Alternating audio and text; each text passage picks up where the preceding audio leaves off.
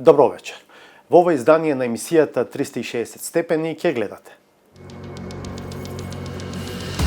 Почна мирно, но почнуваат и проблемите меѓу власта и опозицијата во техничката влада. Нели целта на една техничка влада е да се испочитува законот за влада и да се има соодветна гаранција на целокупната територија на Македонија. Или тоа не важи за Тетово и Гостиве. Надвор величан, дома подценуван. Борис Трајковски ја водеше државата во тежок период. Понесе и голем товар за мировниот процес во 2001 година. Би рекол, Трајковски беше пред времето и заради тоа на некој начин одредени политичари или круги го критикува. 20 години од смртта на председателот. И предиките, но и оваа проклета професија наречена политика наложија во исто време да станеме и пријатели и противници. Живеели неговото дело. За жал, тој не можеше лично да им помогне, но затоа ни остави аманет нас како фондација да понатака продолжиме. Фондацијата Борис Трајковски со поддршка на глувите лица во мисија да го продолжи делото на предвреме загинатиот председател. Ако некој производ има декларација со НМК наместо со МК, и тој производ одма треба да се отповика и острани од промен. Рече директорот на Агенцијата за храна и ветеринарство во декември, а откако пријавивме такви производи, тој дел, јас се извинувам, не е во наша надлежност.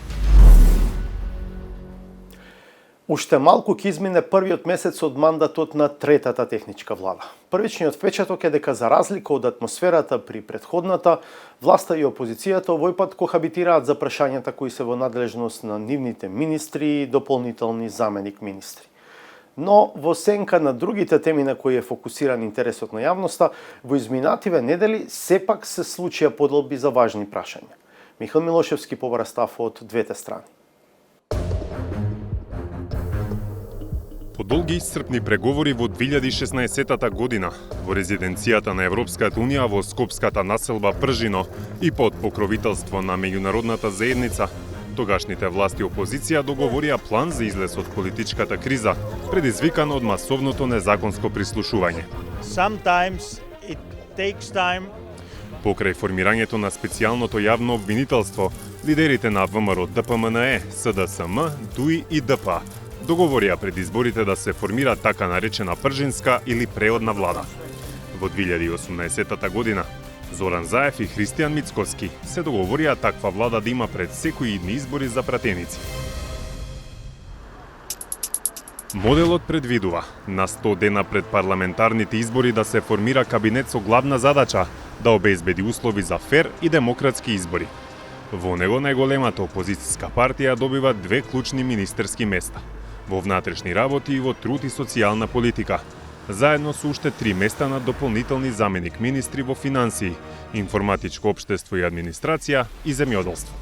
Министрите и дополнителните заменици во овие ресори одлуките поврзани со изборите ги носат со врзани потписи. Преминуваме на изборна влада на Република. А бидејќи годинава изборна, на 28 јануари беше изгласана и конституирана третата поред техничка влада во земјава. Пуна е чевериз да те базојат на хто париме.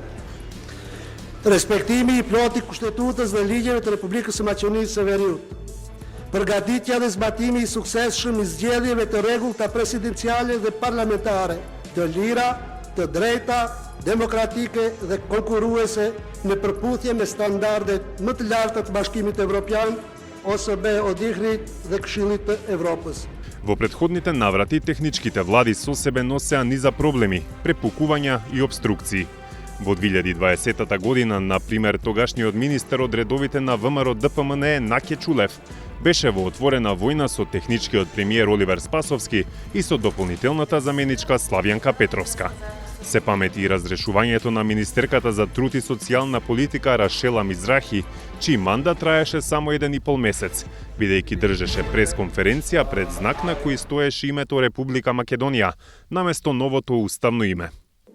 Јас, како председател на владата и оваа влада, нема да дозволиме никој да се поигрува со судбината на оваа држава и со судбината на овие граѓани. Имајќи ги предвид случувањето од претходната техничка влада, беше чудно што првите недела или 2 од започнувањето на работата на актуелната во јавноста немаше поголемо несогласување. Новосенка на проблемите со замената на личните документи се случи првиот поголем проблем.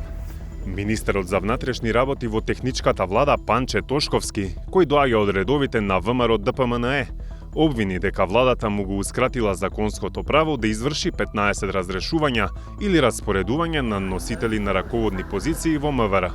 Не му е прифатен предлогот за смена на началникот на СВР Тетово, што според Тошковски фрла огромна дамка на целиот изборен процес.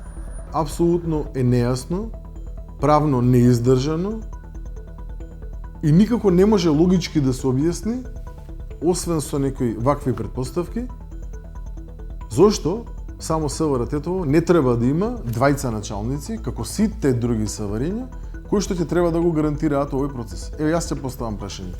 Дали целта на една техничка влада е да се испочитува законот за влада и да се има соодветна гаранција на целокупната територија на Македонија? Или тоа не важи за Тетово и Гостивар, пошто Гостивар влегува под СВР Тетово? Тошковски веќе ги информирал ОПСЕ, ОДИХР и стратешките партнери за обструкциите и вели дека и тие изразиле сериозна загриженост поради немањето правно образложение од владата за одбивањето СВР Тетово да влезе меѓу 15 смени. Нема никакво правно образложение зошто за владата е неприфатливо да има гаранција на изборниот процес од страна на началник кој што јас ќе го поставам и началник кој што ќе биде поставен од страна на дополнителниот заменик министер само за СВР Тетово. До ден денес немам добиено никакво правно образложение, а ми беше ветено. Но ова е само една од одлуките за кои има несогласување помеѓу министерот и владата. Тошковски обвинува дека му се поништени околу 60 одлуки за поставување на лица на менаџерски функции во управните служби, а кои биле во рамки на закон. Со што вели, владата наместо да ги спроведува законите, работи селективно и по сопствено убедување. Имено, законот му овозможува на министерот да изврши хоризонтални распоредувања до 10% од просекот на распоредувањата во претходните 2 години. Зошто владата не прифати да биде сменет началникот на СВР Тетово? Каков е ставот по обвинувањата дека му еускратено правото да врши хоризонтални поместувања? Овие прашања ги упативме до адреса на владата. Еве го одговорот што го добивме. Ве информираме дека на отворена владина седница не е дискутирано за прашањето од ваш интерес. Ова би требало да значи дека за ова прашање одлучувано на затворена седница, што владата го користи како покритие да не даде коментар. Минатата недела се појави и сериозно обвинување во друг ресор за информатичко општество и администрација. Дополнителниот заменик министер од ВМРО ДПМНЕ Стефан Андоновски обвини дека во архивата на МИОА се антидатираат одлуки за вработување и за прераспределби.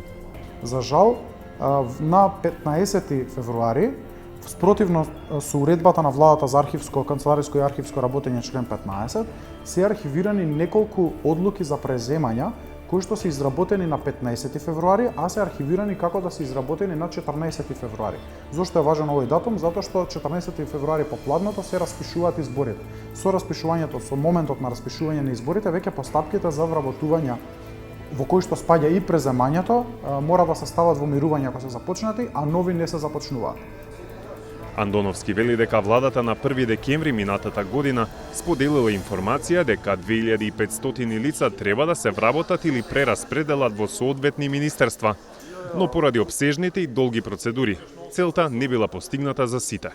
Поради тоа, вели Андоновски, власта прибегнала кон иновативен, но противзаконски начин за предизборно вработување.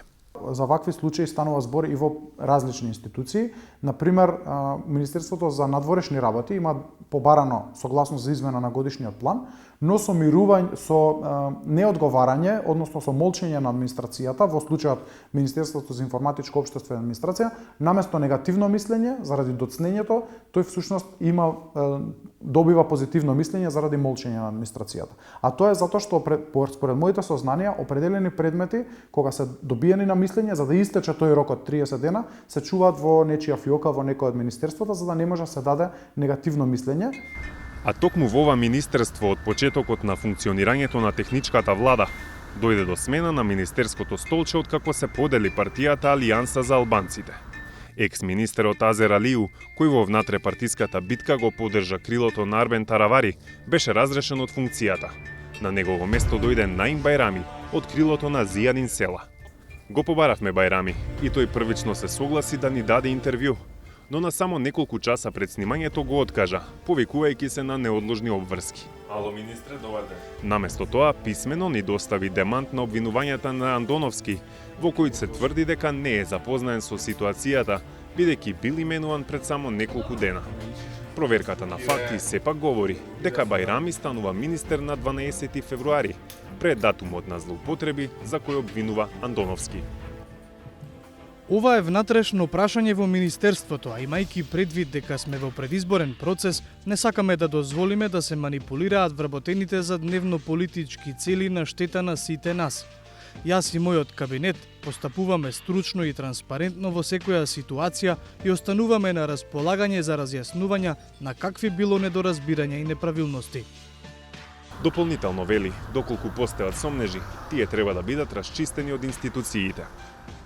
Како министер, без исклучок ја поддржувам работата на стручните служби на Министерството и се залагам ништо да не влијае врз нивната понатамошна работа за време на предизборниот процес. А доколку некој смета дека на било каков начин заверката на документи е неправилна, јавно ги повикувам институциите да проверат, докажат и соодветно да санкционираат.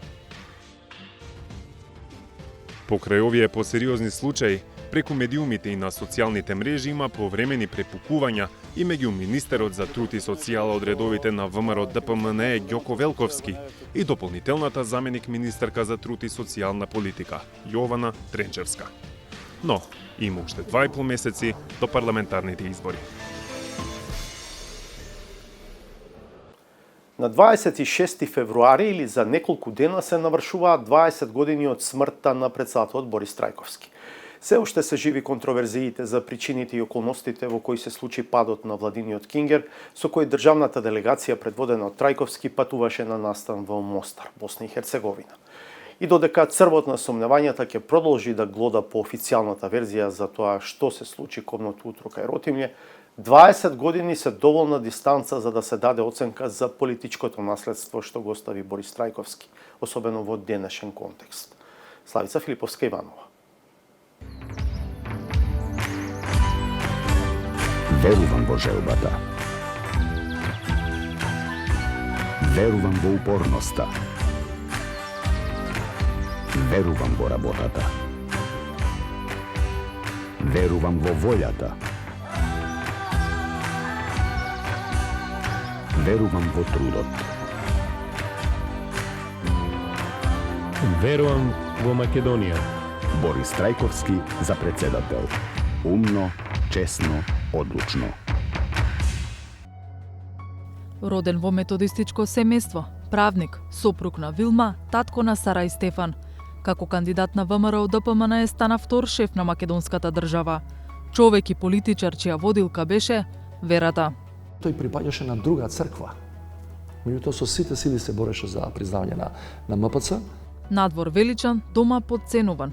Борис Трајковски ја водеше државата во тежок период. Понесе и голем товар за мировниот процес во 2001 година. Би рекол, Трајковски беше пред времето и заради тоа на некој начин одредени политичари или круги го критикуваа. Животот го загуби во авионска несреќа, патувајќи на меѓународна конференција во Мостар. 20 години не ми се верува вака кога дека се 20 години од таа трагедија. Мислам дека е општо прифатен факт дека во Борис Трајковски имавме татко на нацијата.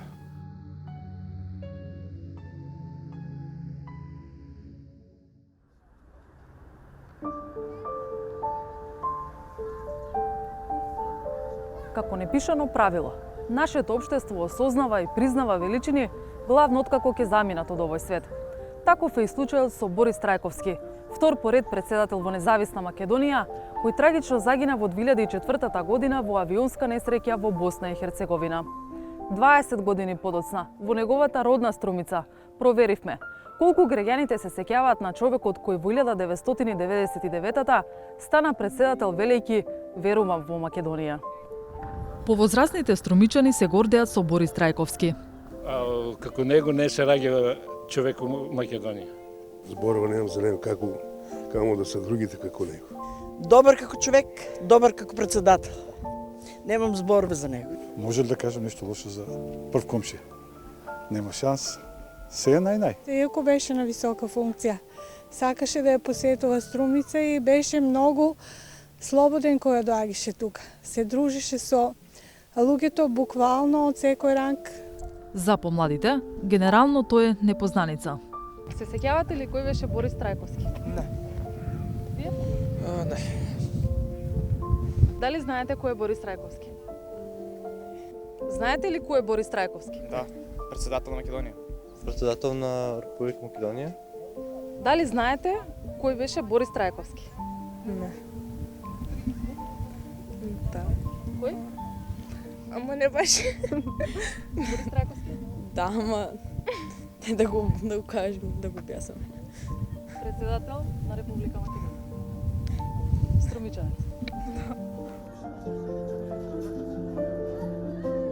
Во Скопје, неговиот втор дом, го паметат и со граѓаните албанци, главно повозрасни.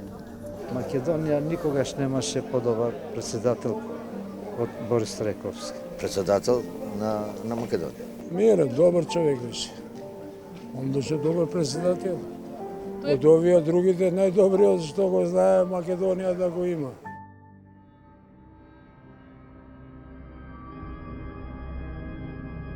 За Борис Трајковски наголемо се слушна уште пред да стане шеф на државата. Предходно, краток период беше заменик министер за надворешни работи и тоа во екот на косовската бегалска криза. Тогаш ја даде изјавата која го вивна кон врвовите во политиката. Слушам на CNN дека стално кружи една, да не кажам за мене, и увредлива констатација дека ова е срам за Македонија. Ова е срам за меѓународната заедница. Никој од вас не прашува кои се проблемите на оваа влада и на оваа држава. Многу убаво вие следите оддалеку од Шведска, ги следите настаните. Јас ќе ви предложам нешто конкретно. Пратете 100 авиони на Скопскиот аеродром и пренесете ги во Стокхолм. Ставот на Трајковски ја разбуди меѓународната заедница. Со поддршка на американската армија се креаат и 8, 9, 10, да ги наречам, центри за собирање на бегалците. Сте ги чуле, Стенковец 1, Стенковец 2 и така натаму. Затоа што предходно луѓето не разбираат дека ние како држава со сиромашни ресурси е невозможно да удомиме, ви кажам, на врвот на кризата со бегалците. Во еден момент имаме околу 220.000 бегалци во ист момент на наша територија, а се вкупно околу 360.000 бегалци престојуваат во тие 3 месеци кај нас. Таа бројка е во тој момент 17% од македонската популација, што е товар кој една Америка или не знам која држава не може да го поднесе. Значи, мислам дека има и употребна вредност таа негова изјава, иако во некои кругови тогаш им зазвучи грубо. Верувам во Македонија. Борис Трајковски за председател. Умно, честно, одлучно. Во 1999 година Борис Трајковски беше промовиран во кандидат на ВМРО ДПМН за председател на државата. Мојот слоган, како што можевте да видите, верувам во Македонија, затоа што така од срце чувствувам и во мене длабоко тоа е вткаено. Затоа што сум јас тука роден, тука сум пораснат, тука се школував, ја сакам мојата родина, мојата татковина, Република Македонија. Најповеќе од се.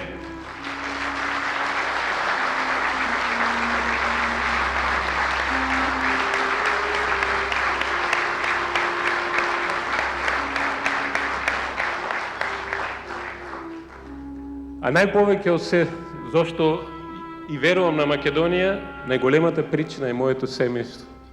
Моите 2 деца, мојата сопруга, и затоа сакам на сите семејства во Република Македонија да им изградиме една просперитетна, стабилна и добра иднина. Од 6 кандидати во вториот изборен круг, Трајковски успеа да го победи социјалдемократот Тито Петковски со помош на гласачите албанци. Ќе го почитувам уставот и законите и ќе го штитам суверенитетот територијалниот интегритет и независноста на Република Македонија. Територијалниот суверенитет, интегритет и независноста на Република Македонија. Трајковски официјално е шеф на државата. Формира круг на соработници, не по партиска директива, туку по собствена проценка. Председател Трајковски беше голем патриот, кој што ја сакаше својата татковина Македонија и народот.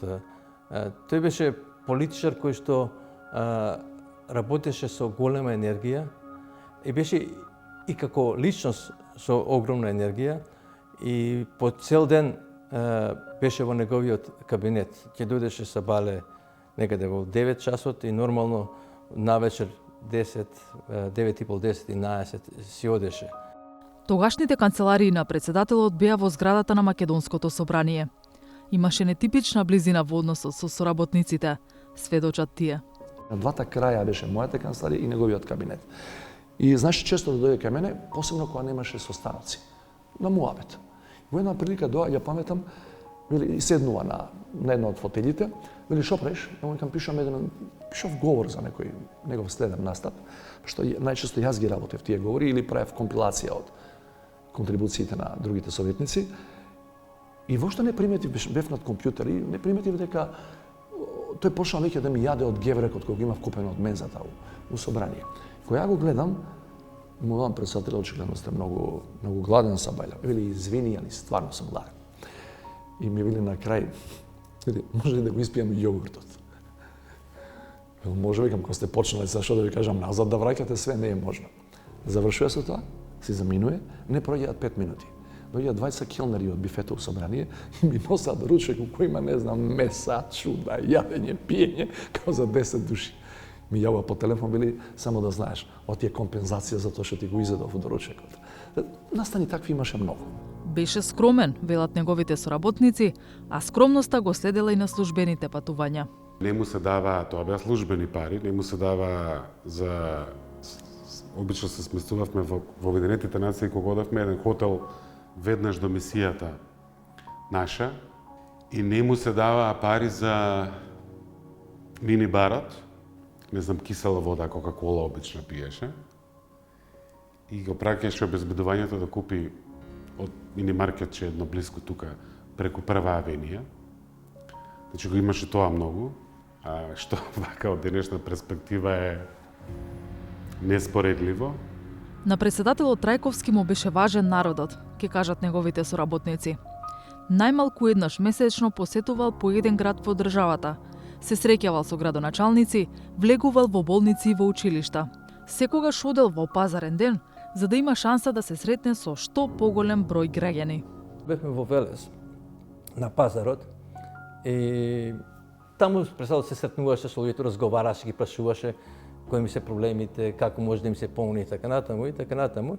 И имаше еден пазарџија кој изгледа било другата политичка опција и викна УА. И знаете, председател Трајковски беше крупен, голем човек, се сврте и тргна кај него. И се замисли и позади него обезбедувањето и се разбира ние од кабинетот. И човеков се стаписа кога виде како иде Трајковски, кога се приближи Трајковски, се сврти кон обезбедувањето, нас седете ви на страна. Седна на гајба до пазарџијата, разговараа 15 на минути, да ви кажам, не знам што разговараа, меѓутоа крајот на следбата се прегрнаа, се поздравија како најдобри другари. Тоа е председателот Трајковски. Мислам, тоа го покажува каков лик, каков лидер и колку се грижал за своите граѓани. На председателот на малата Македонија му успеваше да се зближи со најголемите светски лидери. За време на една од посетите на Белата куќа, Трајковски американскиот председател Џорџ Буш, кој е исто така методист, се повлекле насамо на заедничка молитва. И двата председателя се договорија да се повлечат во една соба одма до Белата куќа и заедно да се помолат на Бога. И после тоа може да сметате каква беше атмосферата на следбата, помина во одлична атмосфера. Траеше двојно подолго него што беше планирано. На крајот на средбата председателот Буш не прошета низ градината на розите кој што одма до овалната соба. Тоа е председателот Трајковски како човек. На Прашкиот самит на НАТО 2002 година, ноември месец, имавме, секој имаше, има главни панели, ние сме кандидати тогаш уште не сме членки, и секој си има посебни панели на кои учествува, меѓутоа тоа е на два спрата, една зграда во тоа време во Прага, и поминува низ ходникот, ние чекаме да се видиме со лорд Робертсон, тогашниот генерален секретар на НАТО, а поминува американската делегација на чело со Буш, која оди на друго место, на друга билатерална средба, и Борис му свирна, баш со уста му свирна, знаеш, и му га, хеј, Джордж, му вика, јој се врати назад, цела свита обезбедување, баш тие не го знаат кој е Борис Трајковски, а Буш го знае, и он му кај си, пријателе, брате, и почнаа се гушкаат и да разговарат меѓу себе. И тоа е прилично необичен начин на американскиот председател да му свирнеш на улица или во ходник и тој да се врати. И не е само близината со американскиот председател Буш. За нашата надворешна политичка тежина како земја, многу е важен личниот контакт. И тој имаше така. Знаеше, ќе добие од негде идеја или некој ќе му донесе идеја, ќе направи некој регионален собир, ќе ги собере сите од Балканот. Многу често телефонски разговори со Колин Пауел, тогашниот државен секретар, кој што подоцна кога станав македонски амбасадор во Вашингтон, кога ќе ме видеше, викаше како ми е пријателот, how is my friend the reverend, како ми е пријателот свештеникот. Блиски односи со председателот на Полска, Украина, премиерот на Норвешка тогаш е многу. Председателот будеше интереси кај нашите иселеници, како на пример оваа необична средба за време на неговата прва официјална посета на Сараево, Босна и Херцеговина. Добре ни дојдовте. Од кај сте вие? Од Тетово е така. Да, Тетовчанец пред 50 години дошол тука. Може ли да ме послужиме со нешто? Благодарам многу. А зашто? Па може ли да имаме пак друга прилика? Вие сме познати по алба, по колачи. Едно парче може да пробате. И многу е ова, многу. Нека малку. Дайте ми две видюшки. Две видюшкици ми дайте. Послужите се, сакате нешто друго? Ова ќе ви дадам дома да понесете. Ова е ручна работа македонска. 2001-та носи неизвестност за меѓуетничките односи во Македонија. Председателот е на крстосница. Дали да постапи како верник или како врховен командант? Од една страна, расте притисокот од граѓаните да не се преговара. Точно дека Тетово е македонски град и никој нема да го земе. И ќе остане македонски град. И сите повторно треба да се вратиме да живееме заедно со нашите пријатели. Било кој да бил, дали албанец, турчин, влак, србин или македонец. Ве молам, повикајте се на разумот и трезвеноста.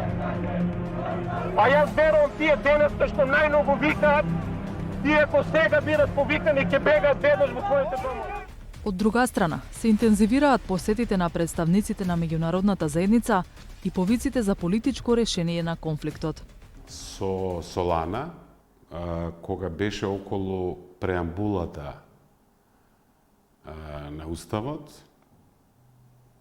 имавме план за да покаже докаде може, докаде не може, кај ни е црвената линија.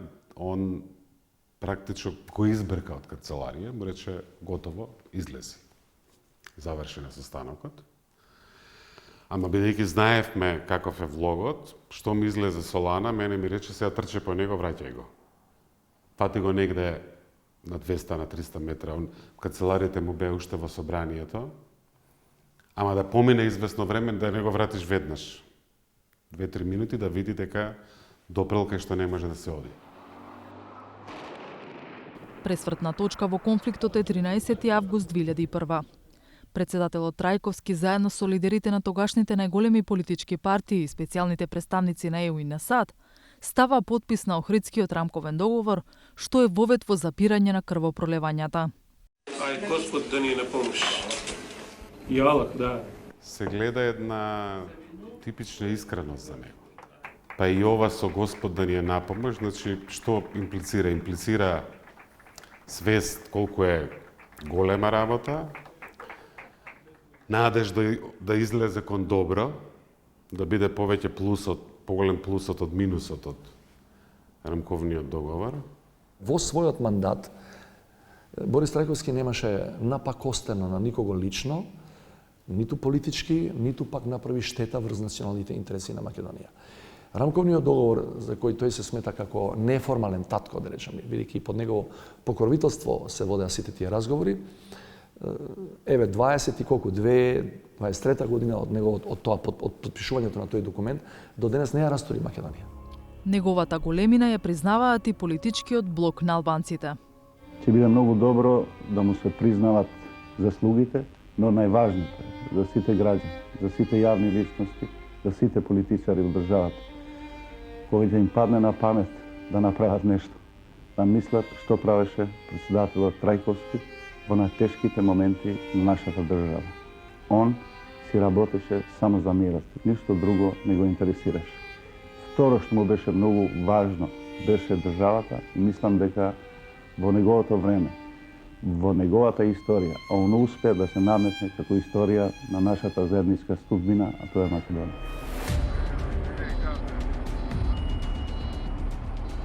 На 26 февруари 2004 година владиниот авион Кингер со председателот Борис Трајковски, 6-члена делегација и 2 пилоти не стигна до Мостар.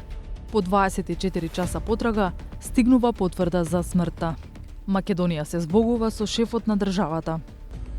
Борис Трајковски беше човек што знае да ислуша, да даде, но и да прими совет од секого, да сгреши, но и да признае грешки и да се извини. И секогаш подготвен да простува за оние што ќе му сгрешат. Во овие изминати 4 години и приликите, но и оваа проклета професија наречена политика наложија во исто време да станеме и пријатели и противници. И да соработуваме и да се критикуваме. Но она што со сигурност го знам е дека во сите клучни моменти при донесување на најтешките одлуки за иднината на нашата држава, секогаш бевме заедно, на иста страна, полесно разбирајќи се меѓусебно отколку дури со своите сопартици. Контроверзиите околу авионската несреќа продолжуваат до денес. Живо е прашањето: како човекот кој важеше дека е пред своето време би се поставил во актуелнава политичка ситуација? И он, мислам дека имаше многу важна улога и како поранешен председател во овие агонии со францускиот предлог, со маката со Бугарија. Мислам, например, дека немаше да го подпише указот за прогласување на законот за измените на кривичниот законник, па макар се ги срушил односите со владеачките партии, ке се консултираше со едни експерти, со други експерти, со трета група експерти, така ги носеше одлуките и на крај сам со себе ќе измери. Така што фали малку таа вистина и тој интегритет да се стои на принцип. И како општество тоа ни недостасува, треба да го бараме. И исто имаше, знаеше да дава признание на луѓе. Тоа што нему му се случи, меѓутоа отпосле. По загинувањето, по смртта. Генерално можам да ви кажам дека би бил крајно разочаран пред се од неможноста на клучните политички актери во држава да ги преминуваат партиските поделби. Неговото искуство, неговите пријателства со светските лидери секако дека ќе би ни биле од огромна корист на државата. Таа мрежа на пријатели, на англиски што вика network, што викаат, е многу значајна. И тоа што Трајковски за релативно краток период успе да го направи е огромно богатство. За жал, погина и тоа богатство со него државата го изгуби.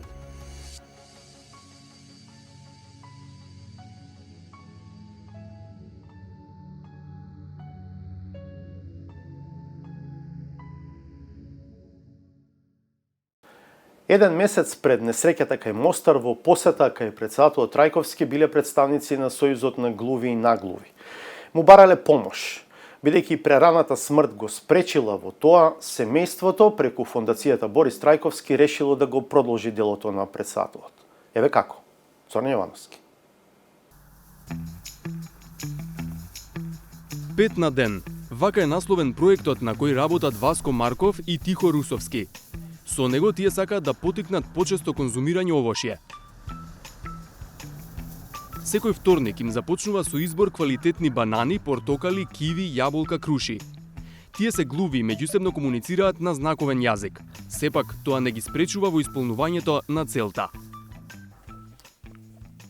Зошто сите наутро да пијат кафе, да јадат сендвичи или бурек? Сето тоа не е здраво за нас. Има многу маснотии. Или, например, јадат месо наутро. Сето тоа не е здраво. Најдобро е од сабајле да се јаде овошје. Банани, јаболка, грозје, портокал. Сето тоа има многу витамини и допринесува за добро здравје. Васко и Тихо се дел од поброен тим поддржан од фондацијата Борис Трајковски, во чии простории го подготвуваат овошјето. Прво ги избираат најубавите парчиња од најмалку 5 различни овошја. Како што велат, тоа е наша и ваша цел, да се јаде 5 различни овошја секој ден. Потоа ги редат во специјално изработени корпи во различни големини. Оваа собра околу 5 килограми. Потоа корпата оди во машина за вакуумирање. Сега е подготвена за достава. Идејата потекнала од сличен проект во Норвешка. Беше малку тешко затоа што во Македонија не е актуелен. Овошјето е здраво, ама друг е менталитетот тука. Тука сите сакаат постојано да јадат месо што не е здраво, сите треба повеќе да јадеме овошје. Во Норвешка тоа одлично функционира, овде не многу. 5 на ден имаат интернет страница ovoshen.mk, на која фирми може да нарачаат корпа полна со овошје за своите вработени. Па наместо да пијат многу кафиња и да се јаде брза храна, ќе им биде достапно овошје, на кое ретко кој се сеќава додека е на работното место. Целиот процес на 5 на ден е поврзан со фирмите. На имејл добиваме нарачка, која кошничка ја сакаат и од колку килограми. Со нарачката одиме во продавница и со оглед каква кошница нарачале, тоа ја обезбедуваме. Различни големини на кошници има. Од 4, 5 и 6 килограми. Време е за достава. Васко и Тихо ги товарат корпите во ова возило што им врши одлична работа. Денеска треба да однесат овошје во компанија во центарот на Скопје, што е на неколку минути возење од фондацијата. Целта на ова е сите што слушаат да се соочат со нас глувите, да се соочат на еден начин со знаковниот јазик. Првата причина е што им носиме здравје, а втората е што ние глувите лица го работиме тоа. Во компанијата во која го очекуваат овошјето работат канцелариска работа. Вработените долго време поминуваат пред компјутер. 5 овошје на ден, и тоа како им се добре дојдени за освежување и добро здравје. Или како што велат Васко и Тихо, ние доставуваме, а вие уживате. Кога доставувам овошје во фирмите, сите се многу пристојни и задоволни од нас. Интересно им е што се во комуникација со нас глувите.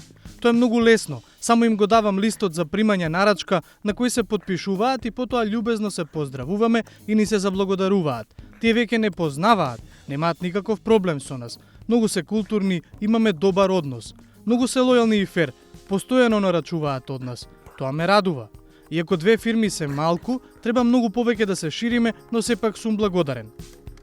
Од Меѓународната фондација Борис Трајковски вела дека целта на нејзиното формирање и постоење е да се продолжи незавршеното дело на председателот.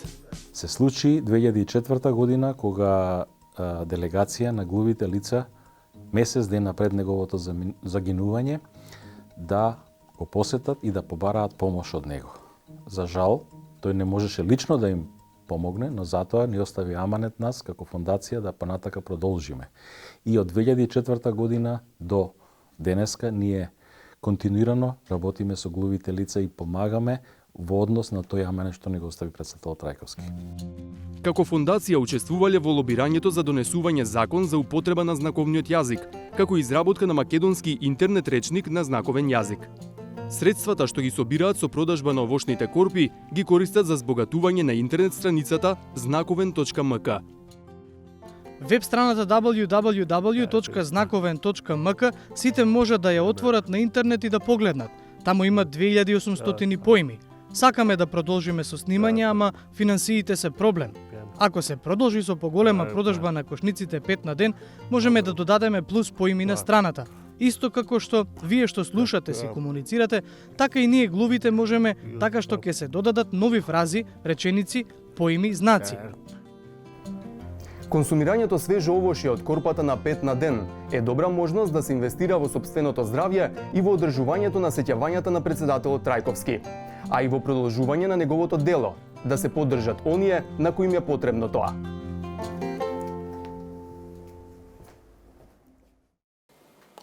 Во изминатите изданија неколку пати се навраќавме на темата за несоодветната примена на меѓународниот код за земјава. Беше договорено кратенката НМК да биде само за регистарските таблички на возилата, но го има и на производи по маркетите. Кога последен пат проверувавме каква е состојбата на тој план, испадна дека ниту една државна институција не е надлежна да контролира кој код се употребува на декларациите на производите. Само од Агенцијата за храна и ветеринарство тогаш изјавија дека погрешна декларација, што вклучува и погрешен код за земјава, е основа за повлекување производ. Па колегата Владко Чаловски направи тест. Пријави неколку такви производи. Погледнете ја сторијата за да го видите развојот. Пред крајот на минатата година објавивме дека на рафтовите во македонските маркети може да се најдат производи на кои во декларацијата земјава не е означена со кодот МК или МКД. Наместо нив се користат различни деривати на кратенката НМК, која согласно договорот од Преспа е наменета исклучиво за табличките на возилата регистрирани во земјава. Во потрага по одговори, кој е одговорен да ја следи правилната употреба на кодот по дома, за ненадлежни се прогласија Министерствата за надворешни работи и за економија, како и Пазарниот инспекторат. Единствено Агенцијата за храна и ветеринарство остави простор да постапува. Доколку се појави во било кој маркет или мало продажба, производ кој има несоодветен код кај нас, значи во употреба е кодот МК во овај момент. НМК или било кој друг код не е авторизиран, не е одобрен и во тој случај кога производот се наоѓа со неодобрен код или неодобрена декларација, несоодветна декларација, ние како институција тој производ без разлика на неговите карактеристики во дадениот момент го сметаме за небезбеден производ и тој производ одма треба да се отповика и острани од промет. Оставивме да поминат десетина дена за да видиме дали агенцијата ќе реагира по допрен глас, односно на нашата сторија. Тоа не се случи, па затоа на 10 јануари самите пријавивме неколку производи во агенцијата дека користат кратенка што не е авторизирана. Директорот на Агенцијата за храна и ветеринарство Николче Бабовски при разговорот за потребите на сторијата со правилна употреба на меѓународниот код МК или МКД рече дека без разлика на квалитетот, доколку еден производ не е правилно одбележан на етикета, тоа е доволен услов за негово отповикување. Такви производи кои 360 степени ги најде по случаен избор низ македонските маркети, ќе бидат први во пријавите до агенцијата, бидејќи досега ниту една поднесена претставка не се однесува на употребата на меѓународниот код.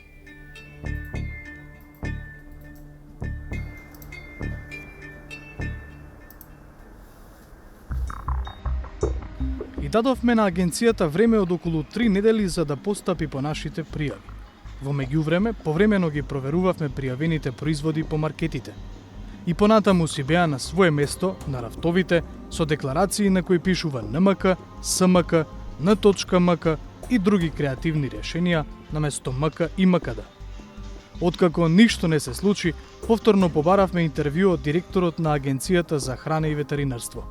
Клучно, сакавме да прашаме, зошто производите со спорни декларации се и натаму на рафтовите, кога тој ни кажа дека несоодветниот код е доволна основа за повлекување на производот. Ние постапивме, проверивме, значи постапено е, проверено е, дека, вак ќе кажам, она што е во наша ингеренција. Кодовите не се во наша ингеренција. Зошто директорот на државната институција сега кажува нешто друго, а претходно велеше дека неправилните кодови на декларациите значат и небезбедност. Во однос, значи, на тие производи кои што се однесуваше на декларацијата на самите производи, што е тие во однос на она што треба задолжително да биде наведено во за информирање на потрошувачите за производите според Законот за безбедност на храна и другите подзаконски акти, ги задоволуваат условите, таму се јави во однос на кодовите кои што се наоѓаат.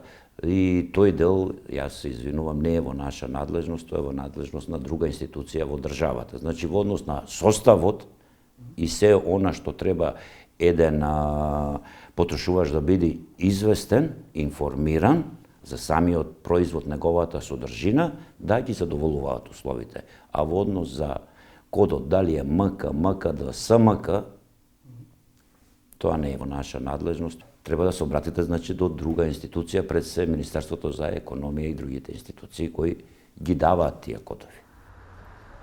До Министерството за економија се обративме при изработката на претходната сторија, на крајот на декември. Тогаш ни одговорија. Законот за заштита на потрошувачи во надлежност на Министерството за економија не ја уредува употребата на кодови, односно МК и МКД кодот. Само ја пропишува обврската на трговецот за информирање на потрошувачот за производот или услугата што ја нуди. За ненадлежни се прогласија и Државниот пазарен инспекторат, Царината и Министерството за надворешни работи.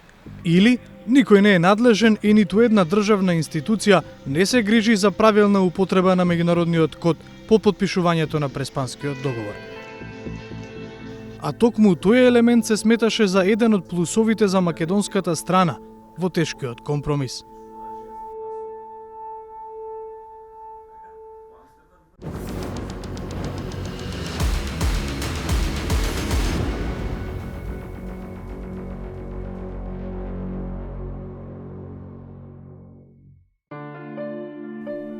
Не е лесно да се биде лидер на ДУИ. Сите околу него се обидуваат да му угодат и да го одоброволат, а тој никако да им направи кејф. Среќа што е прониклив инаку без и да очекува. За епте многу да го израдуваат и сакале дури да му ја подарат техничката влада. Дури заговаравме неколку негови најблиски соработници, започнавме еден процес да го убедиме да биде тој првиот премиер Албанец, но не успеавме да го убедиме. А како мислевте вие тој да биде без да му кажете? Па да го изненадиме. Неочекувани случаи и потенцијални изненадувања очекуваат многумина. Уште не е згасната надежта дека таа северната наеднаш ќе исчезне, ама веруваат дека тоа не може баш сега оти врз техничката, има силен мониторинг. Инаку, кај да е, сигурно ќе се случи. Чекај кога ќе седнат во фотелја, сега не можат, ги посматраат овие од надвор западните сили, странците кога ќе го завземат тронот, тогаш ќе покажат се колку ја сакаат Македонија и дека ќе променат се. Некои па и не очекуваат ништо, па повикуваат на продолжување на отпорот. Никој не може да ја наметне северна, па треба да се бойкотира вадењето пасоши и лични документи. Уверени се дека тоа не бива со сила и ако треба, и корења ќе се јадат. Лични карти морале со Северна Македонија до крај на година. Абе, има народ да се повика, да не излага, да не признае нелегитимно решение. Се плашат, знаеш, на база на страв ги паќаат. Нема да можеш да си земеш пензијата, платата. Ако, јас ти реков, замрзни, све ќе видиш. Прво банките ќе рокнат. Пред тие да рокнат, мора да се обзнани дека и тие се дел од мастер планот, од заговорот против оваа држава. Не е доволно јасна причината, но мора да се верува дека тоа што не бивало, не бива и евентуално нема да не биде, не е поради нас самите. Ова не е случајно, дел од планот на длабоката држава, дел од мислам планот на Вавилонската блудница и незиниот неразхилив партнер, војниот профитер од таде барата, за бришење на се што е македонско. Затоа постојат политички структури и претенденти кои сметаат дека мора да се сврти страницата и конечно да се заборави на Западот. Тие што прогнозираа лош исход по кандидатурата и нудеа награди за неуспехот, го видоизменија планот. Наместо на слушателите, наградата лично ќе ја врачат на кандидатката. Телевизорот ќе биде смарт, одма тоа да ви кажам, малце поскапо чини, но ќе биде со Android, за да можете малку да се приклучите на 21-виот век, век во кој Енвер Ходжа одамна мртов, век во кој Чаушеску не е лидер, не постои Советски сојуз, не постои, но и најстрашно од се, не постои ни вашата Југославија. И на крајот, малку релаксирана атмосфера, без притисок од високата политика и големата геостратегија. И при крајот ќе финишираме, да кажеме така, со едни полабави теми, како што е русофилијата, која што ја чувствуваме и јас и мојот вечерашен гостин. Никој не треба да се чепка во емоциите, особено за убавата литература, за уметност, за културата. Ама не и за руската политика. Оти таа уме да покаже сета своја раскошна безчувствителност и бруталност. Лабаво, како што Путин финишираше со Навални. Со саботажата го заокружуваме и ова издание на емисијата 360 степени. Ви благодарам што бевте со нас. Ве поканувам повторно да не гледате в понеделник во овој термин, 20:15 на МРТ1. До тогаш, пријатно.